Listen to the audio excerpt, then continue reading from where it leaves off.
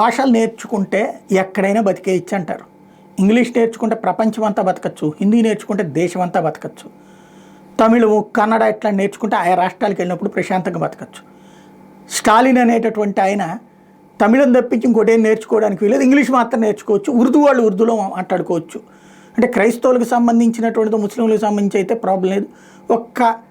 ఇదైతే కనుక భాష పరంగా వివాదం సృష్టిస్తానంటారు. కానీ ఆంధ్రాకి సంబంధించినటువంటి ఒక వ్యక్తి, కూలీకి చేసుకునేటటువంటి వ్యక్తి 22 ఏళ్ల క్రితం టీ తాగడానికి రైల్వే స్టేషన్లో దిగి ఆ రైలు వెళ్ళిపోయింది. అక్కడ వాళ్ళతో ఏం మాట్లాడాలో అర్థం కాక, వాళ్ళ భాష ఈయనకి అర్థం కాక, ఈయన భాష వాళ్ళకి అర్థం కాక, చివరికి నాకేదో పని కావాలన్నట్టు ఇతను సైగ చేస్తే రమ్మనమని చెప్పి తీసుకెళ్ళి ఓ చోట 22 ఏళ్ల నుంచి వెట్టి చాకిరి చేయించినటువంటి సంఘటన తాజాగా బయటపడింది. గొర్రె చుక్క అనేటటువంటి అతని వయసు 60 ఏళ్ళు. 2003లో పనుల కోసం చెన్నై వెళ్తే అక్కడ రామనాథపురం వెళ్ళే రైలు ఎక్కి మధ్యలో శివగంగ రైల్వే స్టేషన్లో టీ తాగడానికి ఆగిపోతే ఆ రోజున అతన్ని వదిలేసినటువంటి పరిస్థితి. అంటే ఏం చేయాలో అర్థం కాని పరిస్థితి.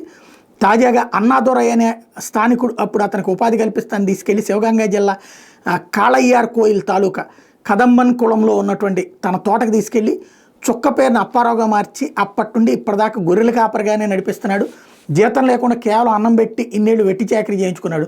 బయటికి వెళ్ళడానికి వీలు లేకుండా కుటుంబీకులను కూడా సంప్రదించనీయకుండా చేయడంతో బాధితుడు అక్కడే ఉండిపోయాడు. ఈ మధ్యనే కేంద్ర ప్రభుత్వం వెట్టి చాకరీ నుంచి విముక్తి కల్పించమని ఆదేశాలు ఇచ్చినటువంటి నేపథ్యంలో తమిళనాడు వాళ్ళు రైడ్స్ చేసినటువంటి సందర్భంలో ఇతని గురించి సమాచారం రావడంతో అతన్ని పట్టుకుని లెక్క కనుక్కుంటే ఏడాది జనవరి 31న శివగంగా జిల్లా కార్మిక సంక్షేమ శాఖ అధికారులు ఇతను గుర్తించి ఆంధ్రప్రదేశ్లోని పార్వతీపురం మన్యం జిల్లాకు చెందినటువంటి వ్యక్తి అని గుర్తించారు.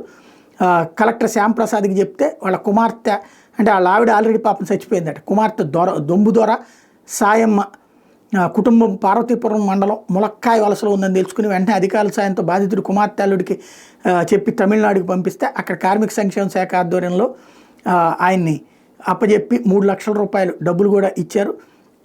బాధితుడికి ఇప్పుడు ఐటీడీఏ సహకారంతో మేకల యూనిట్ ఇల్లు మంజూరు చేస్తామని మంచిగా చూసుకోమని చెప్పారు. ఎందుకంటే ఈ వయసులో మరి తండ్రిని పోషించాలంటే అల్లుడు ఒప్పుకుంటాడా లేదా అనేటటువంటి సమస్య ఉంటుంది కదా, అందుకని చెప్పేసి